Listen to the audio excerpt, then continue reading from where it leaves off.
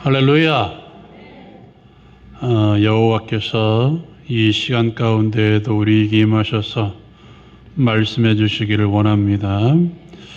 하나님께서 여호수아가 죽은 이후에 사사들을 세워서 이스라엘 민족들을 다스려 나갔습니다. 그 많은 사사들이 있지만 그 중에 가장 특이한 사사는 아마 삼손일 것입니다. 나시들으로 태어나서 하나님께로부터 누구도 상상할 수 없는 큰 힘을 부여받은 사람입니다. 근데 문제는 그렇게 많은 힘만큼 지혜롭지 못했다는 것입니다. 사사로 부름을 받았지만 사사의 역할을 제대로 수행한 적이 거의 없습니다. 근데 하나님께서는 그의 허물을 통해서 오히려 사사의 역할을 수행하게 하십니다. 그가 사사로서 역할을 감당하기 위해서 그런 일을 한 것이 아니라 허물로 이 블레셋 사람들과 마주대하였고 그때마다 하나님께서는 블레셋 사람들을 이기게 하신 것입니다. 사사건 삼손은 블레셋 사람들과 시비를 붙어서 블레셋 사람들을 처음 무찌르는 그 삼손, 아마 블레셋 사람들에게는 눈에 가시 같은 존재가 바로 삼손이었을 것입니다. 오늘 저와 여러분 읽었던 이 말씀은 삼손과 블레셋 사람들의 싸움 중에 일부입니다. 사랑하는 여러분, 우리에게도 싸움은 있습니다. 그 싸움을 가리켜 영적인 전쟁이라고 이야기합니다. 옆에 있는 사람과 싸우는 것이 아니라 사단과의 전쟁입니다. 육적인 싸움이 아니라 하늘의 권세를 잡은 자 사단과의 끊임없는 싸움이 우리 가운데 있습니다. 우는 사자와 같이 달려들어서 우리를 먹으려고 하는 사단의 존재. 문제는 이 사단의 존재조차도 모르는 그리스도인들이 있다는 것입니다. 내가 싸움을 하고 있는지, 내가 영적인 전쟁을 하고 있는지, 영적으로 깨어있는지도 모르고 그냥 살아가는 그리스도인들도 많이 있다는 것입니다. 사랑하는 여러분, 오늘 결론은 삼손이 이 싸움에서 승리했습니다. 그런 것처럼 저와 여러분들도 오늘 말씀을 통해서 우리에게 닥쳐진 영적인 싸움에서 날마다 이기며 나갈 수 있는 우리 모두가 되기를 주님의 이름으로 축원합니다. 사랑하는 여러분, 우리가 먼저 알아야 될 게 있습니다. 싸움의 승리의 비결은 하나님의 영이 우리에게 충만히 임해야 된다는 사실입니다. 블레셋 사람들은 이스라엘 유다 백성들을 위협합니다. 그 이전에도 여우를 풀어서 자신의 눈밭을 쑥대밭으로 만들었던 삼손, 자신들의 성에 문짝을 떼어 도망갔던 삼손, 얼마나 미웠겠습니까? 그래서 약한 유다 백성들을 위협합니다. 어떻게 위협합니까? 너희들 삼손을 잡아다가 여기 앞에 대령하지 못하면 내가 너희들을 치겠다라고 이야기합니다. 여러분, 내 자녀가 어떤 사람이 와서 네 자녀 내 앞에 두지 않으면 내가 너 용서하지 않을 거야 하면 내 자녀를 갖다 바칠 사람이 누가 있을까요? 아무도 없겠죠. 근데 유다 백성은 그렇게 합니다. 자신의 동족이었던 삼손을 잡아다가 블레셋 사람들 앞에 세웁니다. 오늘 읽지는 않지만 13절 말씀에 이렇게 이야기합니다. 그들이 삼손에게 말하여 이르되 아니라 우리가 다만 너를 단단히 결박하여 그들의 손에 넘겨줄 뿐이요 우리는 결탄코 너를 죽이지 아니하리라 하고 새 밧줄을 둘로 결박하고 바위 틈에서 그를 끌어내니라. 누군가요? 유다 백성들이 그렇게 했다는 것입니다. 삼손을 잡아다가 블레셋 사람들 앞에 세웠을 때 블레셋 사람들은 어떻게 했을까요? 자신들이 이제 드디어 삼손을 잡았다 하는 마음으로 큰 소리를 냅니다. 우리 이 말씀은 같이 한번 읽어봅시다. 14절 말씀 같이 읽겠습니다. 시작.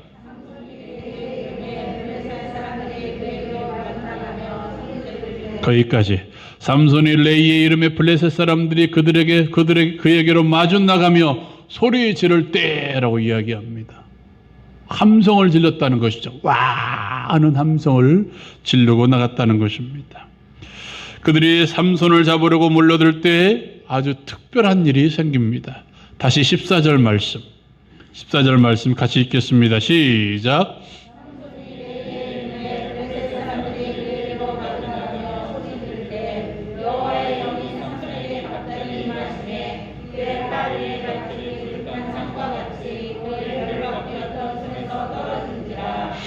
아멘, 아멘. 마주 나가며 소리 지를 때 얼마나 급박한 순간입니까? 그때 여호와의 영이 삼손에게 갑자기 임하시매.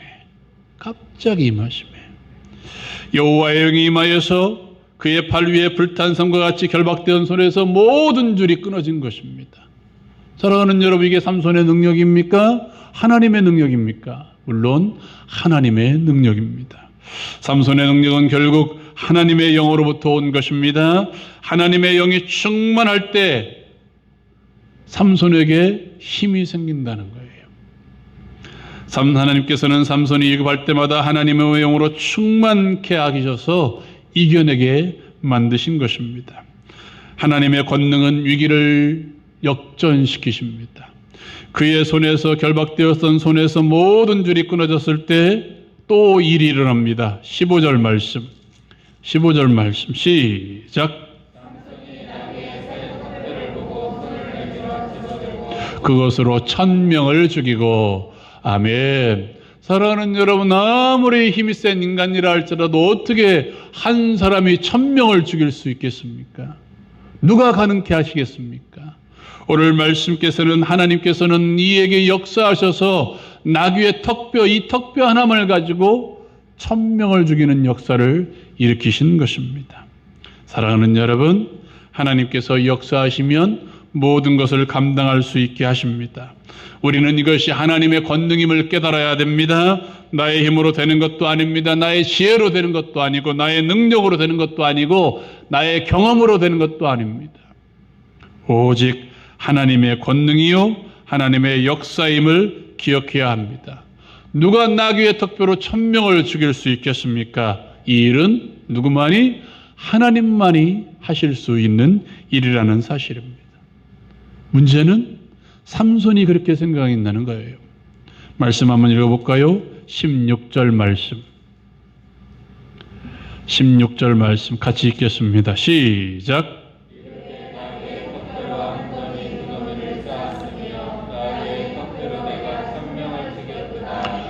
아멘, 아멘. 나귀의 턱뼈로 누가?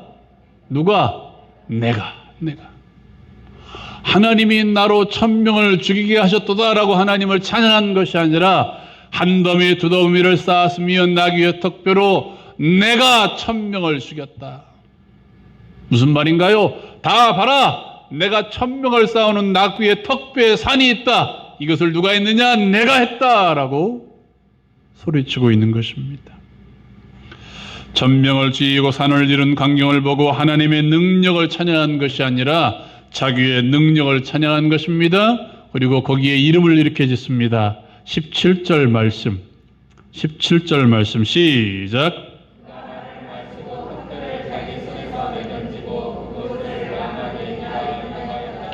아멘. 라만레이 한번 따라해 봅시다. 턱뼈의 산이라는 말입니다. 자신의 능력이 산처럼 쌓였다는 말이죠. 내가 이룬 턱뼈의 산이라고 드러내는 것입니다. 사랑하는 여러분, 우리가 가장 쉽게 범하는 잘못이 여기에 있습니다. 뭔가 우리가 함께 힘을 합하여서 뭔가 일을 이루면 하나님을 찬양하는 것이 아니라 우리가 이 일을 했다, 우리가 우리를 빼버리고 또 거기다 뭐라고 말합니까? 내가 사람들을 모아서 내가 이렇게 일을 했다. 사랑하는 여러분, 내가 그 일을 잘한다고 해서, 내가 특별하다고 해서, 또 우리 교회가 크고 많은 일을 한다고 해서 모든 것이 자신의 것이냐, 자신의 능력이냐 자랑한다면 우리도 누구와 똑같은 사람? 삼손과 똑같은 사람이 되고 만다는 사실입니다. 자신을 찬양하던 삼손은 곧 위기를 겪습니다. 읽어볼까요? 18절 말씀 같이 읽겠습니다. 시작.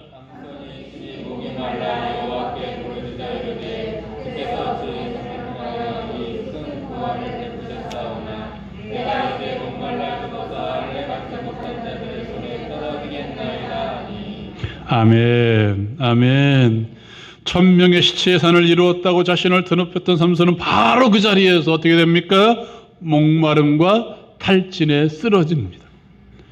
여러분, 내가 아무리 강하다고 한들 목마름 앞에서 쓰여지는 존재가 바로 사람입니다.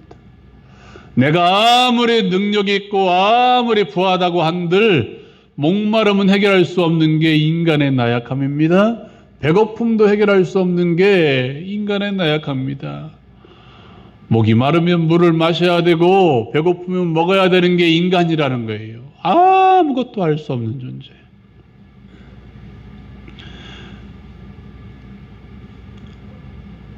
우리는 이러한 인생임을 늘 자각하고 살아야 됩니다.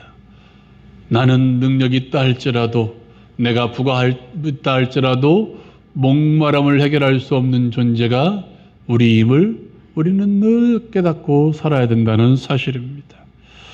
사랑하는 여러분, 우리가 우리의 연약함을 알고 깨달을 때 우리가 가장 먼저 해야 될 일이 무엇일까요? 우리의 목마름을 해결할 수 있는 방법은 뭡니까? 마시는 거죠. 배고프면 뭐 해야 되고 먹어야 되고, 목마르면 뭐 해야 되고 마셔야 됩니다. 사랑하는 여러분, 오늘 말씀의 삼손은 하나님께 부르짖습니다. 다시 한번 18절을 읽읍시다. 18절 말씀 같이 읽겠습니다. 시작.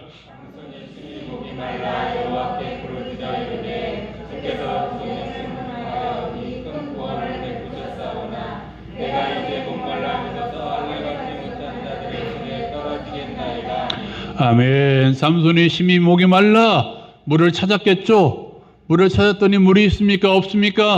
없습니다. 그때야 비로소 삼손은 뭐합니까? 여호와께 부르짖어 이르되 라고 이야기합니다. 자신의 의지하던 나귀의 턱뼈를 던져버리고 곧 그는 하나님께 엎드려 기도합니다. 하나님께서는 그의 기도를 들으시고 직접 한 곳을 터뜨려 물을 내십니다. 19절 말씀 같이 읽겠습니다. 19절 시작.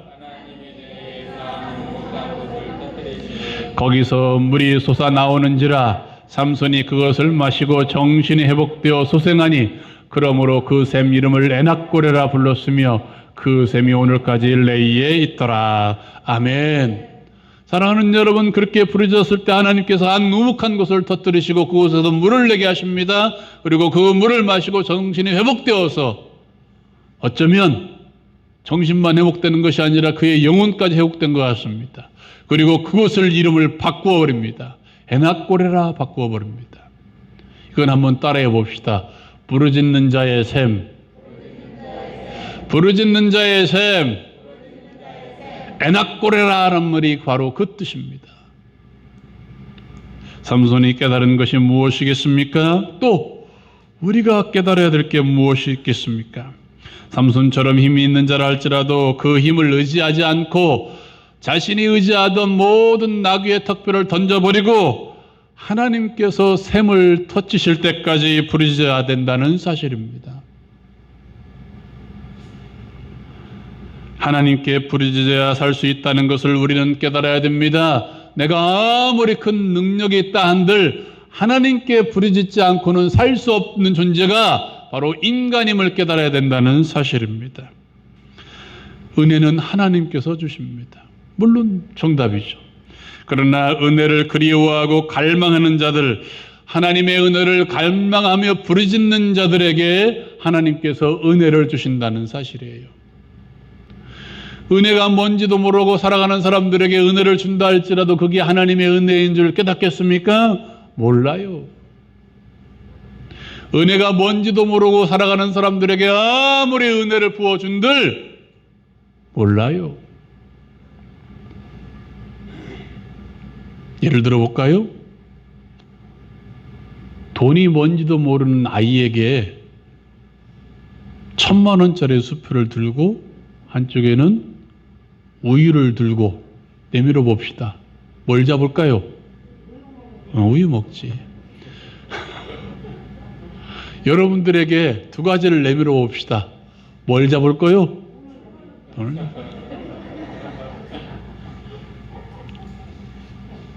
은혜도 그런 것 같아요. 은혜가 은혜인 줄 아는 사람에게 은혜를 주어야 그 은혜가 은혜인 줄 알아요. 은혜가 뭔 줄 아는 사람들은 어떻게 한다고요? 갈망하고 부르짖습니다.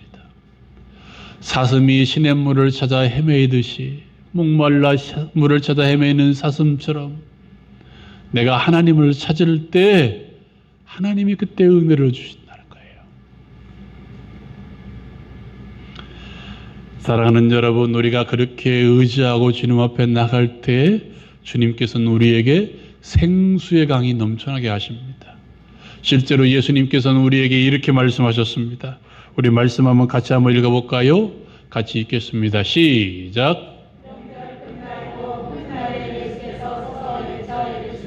누구든지 목마르거든 내게로 와서 마시라. 나를 믿는 자는 성경의 이름과 같이 그 배에서 생수의 강이 흘러나오리라 하시니 이는 그를 믿는 자들이 받을 성령을 가리켜 말씀하신 것이라. 예수께서 아직 영광을 받지 않으셨으므로 성령이 아직 그들에게 계시지 아니하더라. 아멘. 할렐루야. 사랑하는 여러분, 예수 앞에 나갈 때 갈망이 있어서, 목마름에 대한 갈증이 있어서 주님 앞에 나갈 때, 주님을 믿고 나갈 때 주님께서는 그 배에서 뭐가? 생수의 강이 흘러나오리라 말씀하십니다. 그 생수의 강이 무엇입니까? 믿는 자들이 받을 성령이다 라고 이야기합니다. 내가 주님 앞에 갈망하고 나갈 때 우리 안에 성령으로 충만케 하셔서 성령의 능력을 덧입게 하신다는 거예요. 성령의 능력을 덧입어서 그 능력으로 하나님의 은혜를 맛보게 하신다는 사실입니다. 목마르지 않는 삶을 살게 하신다는 거예요. 내 안에서 항상 성령이 충만함으로 은혜가 되게 하시고 작은 것에도 은혜로 받게 하시고 작은 일이 일어날지라도 그것이 하나님의 은혜인 줄 깨닫고 하나님께 감사하며 산다는 거예요.